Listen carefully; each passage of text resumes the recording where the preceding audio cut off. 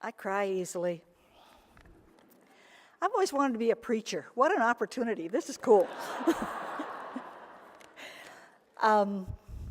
Thank you. It's upside down. I'm here tonight not because really of anything that I've done for Alaska or for Alaskan women, but what Alaska and women have done for me.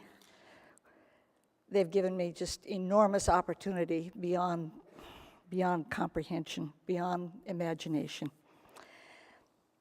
I left the fires of the lower 48 in 1968 and got here at an amazing time. Wasn't too long after statehood, before our charter, but there was the beginning of the oil development, and perhaps even more important, it was the beginning of the Alaska Native claims. And I got to work in first volunteering with Head Start and then in community action, and got to be at the same table with Native leaders and civic leaders, and I learned so much. I even got to do a teeny little bit of research into otitis media. People remember ear infections, primarily among Native children, and lung damage from tuberculosis, and inequality in education, which sadly still exists today. I give tremendous credit to the League of Women Voters. Study, consensus, and action.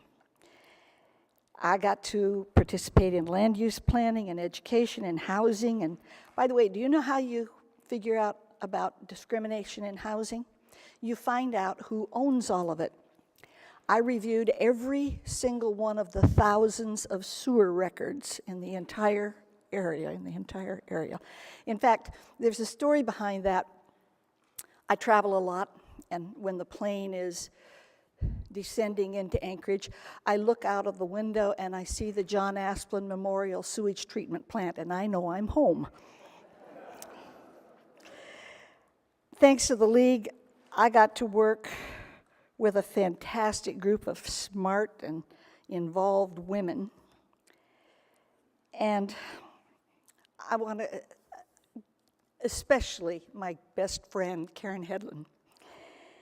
Karen survived 31 years with multiple sclerosis, and it took her body, but not her voice. And she was an amazing person, and among other things, she was a member of the reapportionment board in the 70s. There were 3 women and 2 men, 3 Republicans and 2 Democrats. The women won. We sent flowers to the men.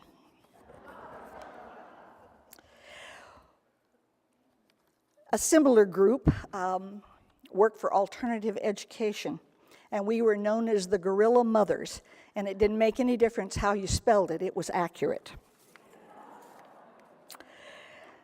Whether it's in professional pursuits or political or personal, I've had the opportunity to work with really wonderful women and have some impact, small impact on women and children. I was privileged to work on the school board and the assembly and in nonprofit management, and really be a passionate advocate for women and children in education and child care and prevention and treatment, domestic violence and sexual assault, and basically trying to create a healthier community. And this is what Alaska and Anchorage has done for me. It's given me the opportunities to serve and maybe move the needle just a little bit. And I even get to use the bike trails that we work so hard to build. Those of you who don't know me, this is basically Helmet Head. I ride a bike a lot. And I lucked out. I have really amazing children.